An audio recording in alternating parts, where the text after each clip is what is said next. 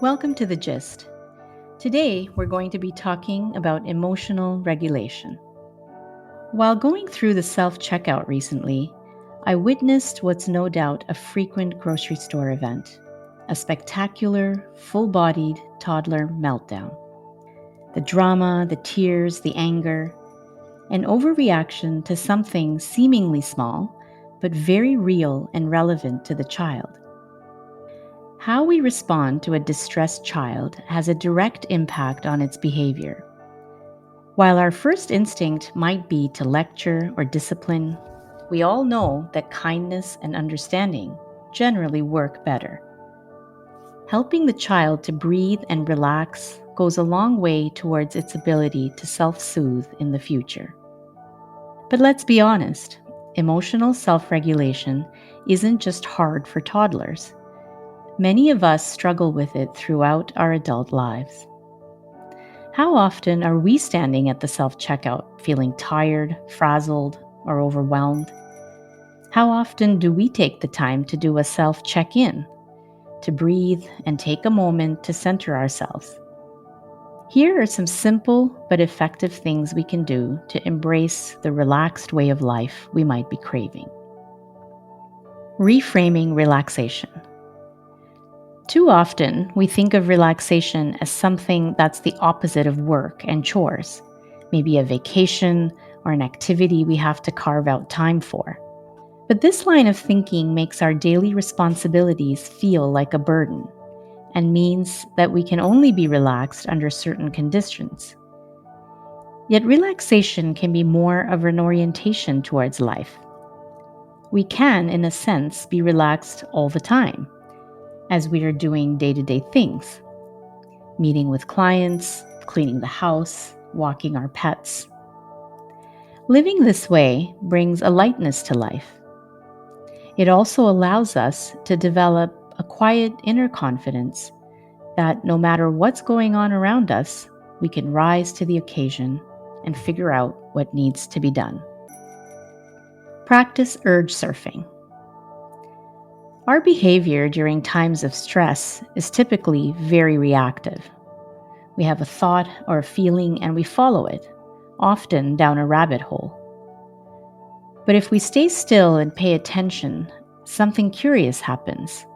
Things pass, sometimes much faster than we think.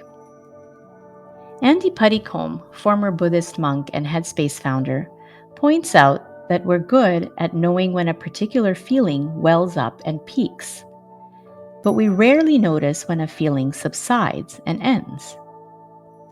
Observing the full wave of an emotion until it passes is often called urge surfing. This practice allows us to feel more in control rather than being at the mercy of our own knee-jerk reactions that keep us from feeling relaxed. Keep things simple. Leading a relaxed life is much more feasible if we simplify the small things that cause stress, many of them of our own doing. In his TED Talk on staying calm, Canadian neuroscientist Daniel Levitin reminds us of how cortisol hijacks our rational thinking under stress.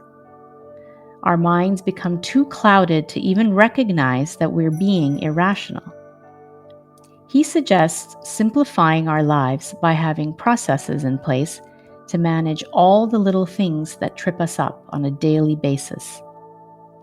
He gives the example of having a consistent place to put things that we lose easily, keys, glasses, wallets, so that we don't get frantic looking for them.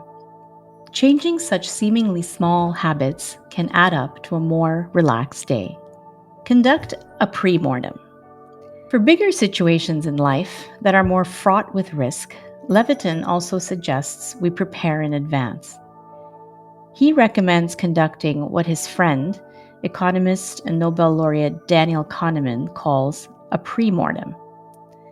This means imagining how we might handle big stress-inducing things in our lives, like facing health issues, moving to a new place, or starting a new job, and preparing our response to them while we are calm. By thinking through what could go wrong in each situation and how we want to manage our emotions, this exercise can help us stay more relaxed as and when those big things come to fruition. Maybe right now, being a relaxed person seems like an impossibility to some of us, something that only a lucky few can achieve. But by implementing one or more of these ideas, we can move closer to embodying relaxation and integrating it into everything we do.